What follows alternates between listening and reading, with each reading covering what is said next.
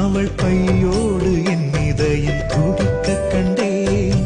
தேவமகள் தூங்குயிலே சில தெய்வங்கள் தூங்குகின்ற அழகை கண்டேன்.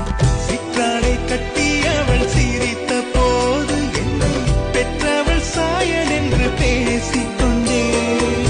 மேல்நாட்டு ஆடை கட்டி நடந்த போது இவள் இசையில்லாத மகன் என்று சொன்னேன். தந்தைக்கும் தாயமுதம் சுரந்ததம்மா என் தங்கத்தை